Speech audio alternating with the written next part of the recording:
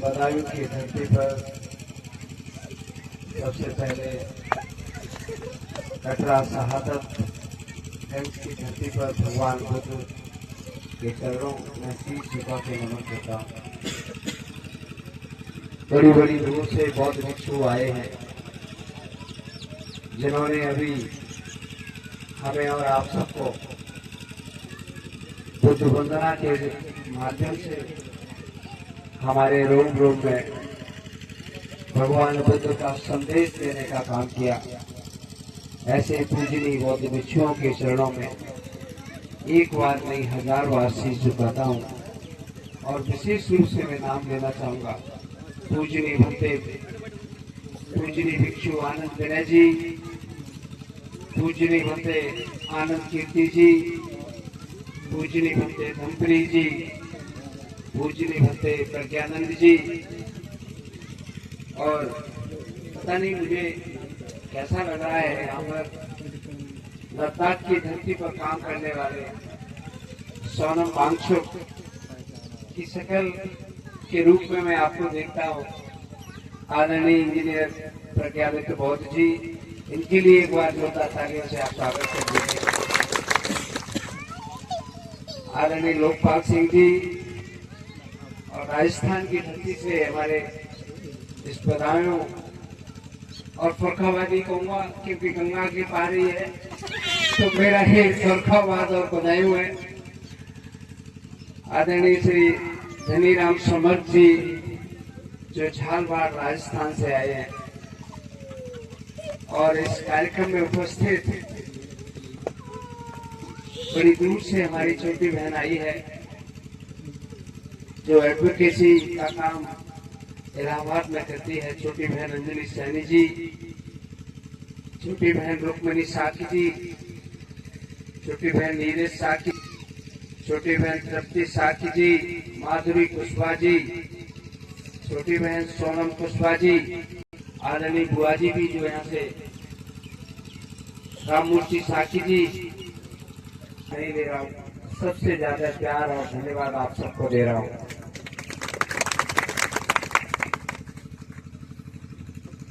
मैं सबसे पहले इस कार्यक्रम में जहाँ मैं आया हूँ, मैं 12th क्लास में तब पढ़ता था और 12वीं क्लास में मैंने पूजनीय बौद्ध भिक्षु जापान के भंते सुरई ससाई जी हैं, मैं नागपुर गया था और नागपुर से बुला के उनको लेके आया। उसी तरह से मुझे लग रहा है हमारी छोटी बहन यहाँ सपना बौद्ध, उनके पति प्रवेश कुमार साकी जी, ये दोनों मुझे अपना वो बचपना याद दिलाते हैं। इसलिए मैं सबसे ज्यादा आप दोनों को बहुत बहुत धन्यवाद देता हूँ। और धन्यवाद के पात्र आप इसलिए भी हैं क्योंकि कटरा शहादतगंज और वो भी गांव से बाहर इस विद्यालय का निर्माण कराने का काम किया। इसलिए मैं आपको बहुत बहुत धन्यवाद देता हूँ। क्योंकि एक विद्यालय ही ऐसी है, क्योंकि एक विद्यालय ही ऐसी एक शक्ति है जो हम गरीब और साधारण परिवार के बच्चों को तरक्की के रास्ते पर बुलंदी तक पहुंचाने का काम करेंगे।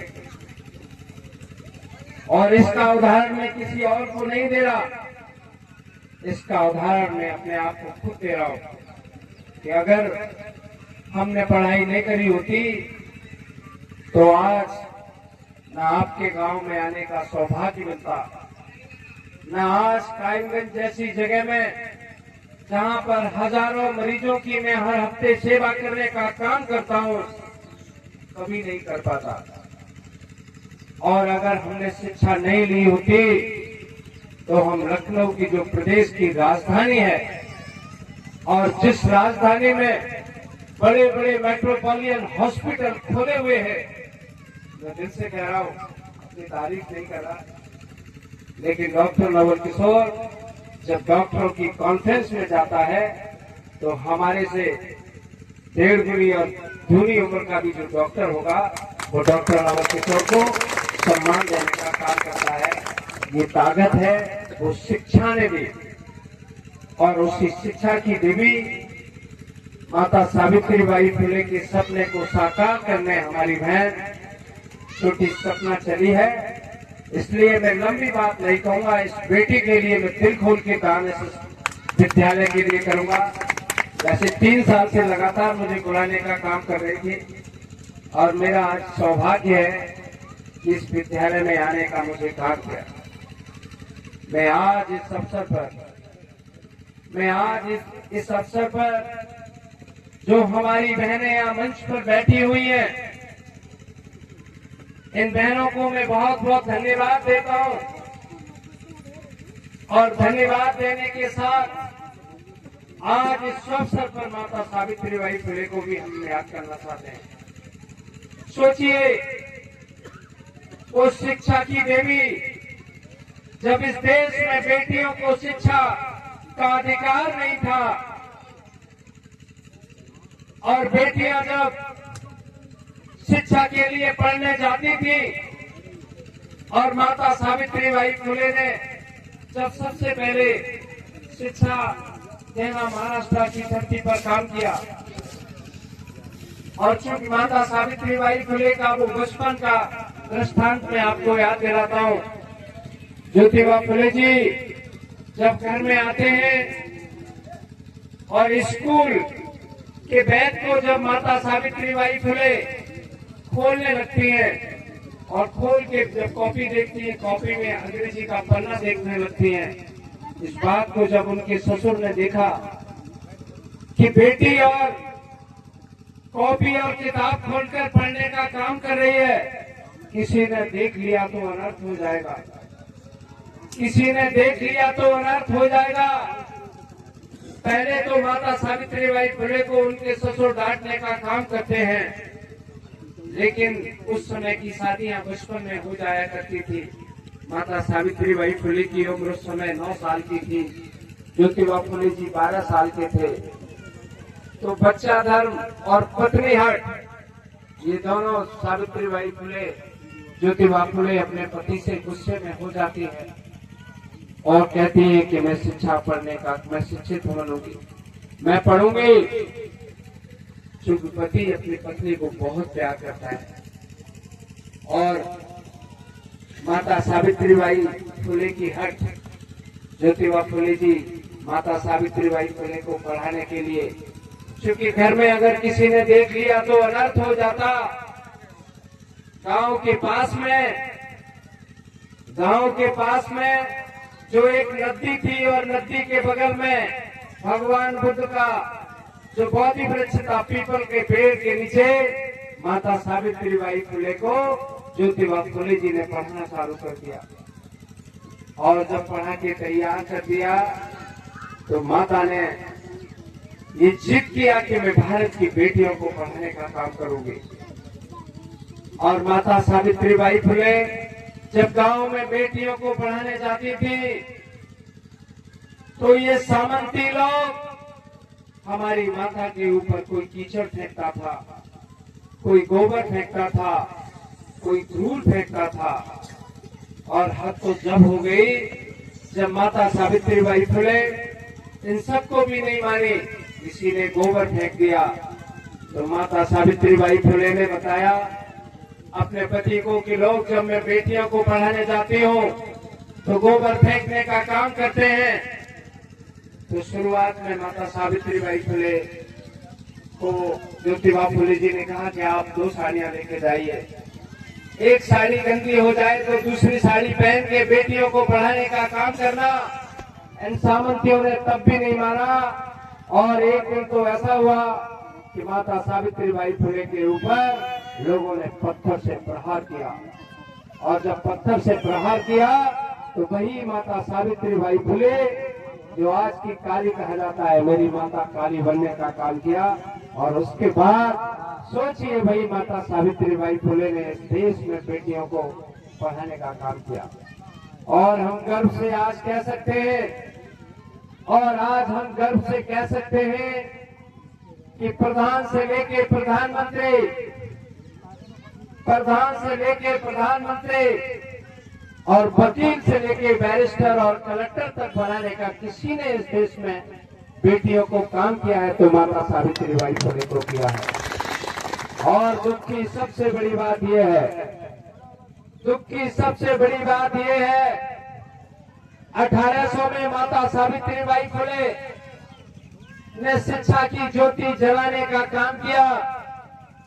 माता सावित्रीबाई फुले और ज्योतिबा फुले के विचारों को इस देश में और भारत के संविधान में बाबा साहब भीमराव अम्बेडकर जी ने स्थान देने का काम किया। और जिसकी दम पर प्रधानमंत्री और राष्ट्रपति पद तक बेटियां बैठने का काम की, लेकिन मेरी माता को भारत रत्न आज तक किसी ने देने का काम नहीं किया। मैं कह सकता हूं, आज मैं आपके बीच में हूं, आज मैं आपके बीच में हूं। आज का दौर एक राजनीति की क्रांति का दौर है और मैं आप सबसे ये कहना चाहूंगा, जितना इस देश में सामाजिक क्रांति जरूरी है, उतने ही राजनीतिक क्रांति की आवश्यकता है। और मैं तो ये कहूंगा कि जितना खाना जरूरी है उससे ज्यादा आपको राजनीति की आवश्यकता की जरूरी है। और उसी रास्ते पर चूंकि फर्रुखाबाद बस गंगा से निकलेंगे, उसके बाद में हमारा फर्रुखाबाद आ जाता है। और वैसे भी बदायूं हमारा है और रहा है। और आप सबने देखा होगा कि 2024 में जहां हम सामाजिक परिवर्तन के बाद में राजनीतिक परिवर्तन फर्रुखाबाद के साथ इस देश में भगवान बुद्ध का संदेश देना चाहते थे, राजनीति के पटल पर इन सामंती लोगों ने इस तरह से डॉक्टर नवल किशोर को दिल्ली की लोकसभा जाने से रोकने का काम किया। लेकिन मैंने भी जिद कर ली है, मेरी भी ये जिद है, डॉक्टर नवल किशोर उन महापुरुषों को अपना आदर्श मानता है जो माता सावित्रीबाई फुले इस देश में। सोचिए, जब बेटियों को पढ़ाने का अधिकार नहीं था उस समय माता सावित्रीबाई फुले को कितना रोका, लेकिन माता सावित्रीबाई फुले के संघर्ष को और उसके परिणाम को किसी ने नहीं रोक पाया। डॉक्टर नवल किशोर साथी भी उस मां का बेटा है।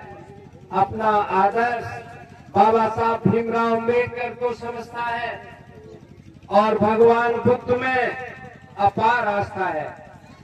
मैं तो बस यही कहूंगा, बाबा साहब भीमराव अम्बेडकर जी, सोचिए, इस भारत देश का ऐसा प्रखर ज्ञानी जिसको 4 डिग्री, जिसको 4 PhD, London school of economics से उन्होंने इकोनॉमिक्स में पीएचडी किया, तस्मानिया विश्वविद्यालय से एक डिग्री अवार्ड हुआ, कोलंबिया यूनिवर्सिटी से लॉ में उनको पीएचडी किया, और उसके बाद 4 पीएचडी डिग्री करने के बाद बाबा साहब भीमराव अम्बेडकर जब भारत में आते हैं, और भारत में आने के बाद जब महाराष्ट्र की धरती पर चुनाव लड़ते हैं, तो बाबा साहब भीमराव अम्बेडकर को भी लोगों ने हराने का काम कर दिया।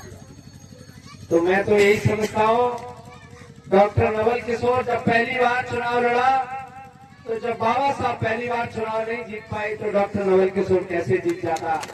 लेकिन हम कहना चाहते हैं, उसके बाद पश्चिमी बंगाल के लोगों ने बाबा साहब भीमराव अम्बेडकर को संसद में पहुंचाकर देश का कानून मंत्री बनाने का काम किया। इसलिए हम आपको वो याद दिलाते हैं कि आने वाले भविष्य में, चूंकि आज की अलग आवश्यकता है, आज का जो दौर है, आज का दौर डिफरेंट दौर हो गया।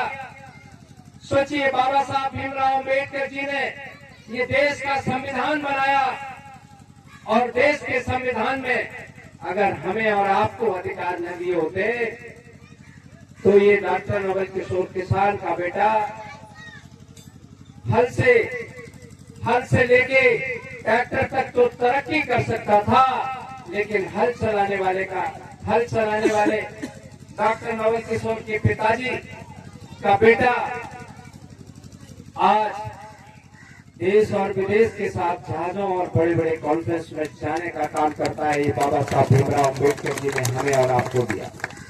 आज सोचिए क्या हाल है। आज इस उत्तर प्रदेश के साथ भारत देश में क्या हाल है। किसी भी फील्ड की बात कर लीजिए, शिक्षा की अगर बात करो तो जहां शिक्षा दूसरे देशों में फ्री होती है, आप अमेरिका में चले जाइए, 12वीं क्लास तक की शिक्षा मुफ्त है। दुबई अभी कुछ दिनों पहले गया था, दुबई का भी यही हाल है। लेकिन भारत देश में जहां शिक्षा मुफ्त होनी चाहिए, वहां शिक्षा पर भी टैक्स है। और शिक्षा की बात करो, शिक्षा इतनी महंगी हो गई है कि गरीब का बेटा डॉक्टर और इंजीनियर उसके बनने का सपना उसके माँ बाप का खत्म हो गया है। अगर वो बहुत तेज होगा, एक्स्ट्रा ऑर्डिनरी होगा, गवर्नमेंट कॉलेज में आने का काम करेगा, तब तो आगे निकल सकता है। लेकिन एक प्राइवेट कॉलेज की आज की फीस 1 से 1.5 करोड़ MBBS की हो गई है। पोस्ट ग्रेजुएशन की बात करूं तो 4 से 5 करोड़ फीस MD और MS की हो गई है। इतनी महंगी शिक्षा कैसे हमारे गांव के किसान परिवार के बच्चे कर पाएंगे। और सबसे बड़ी बात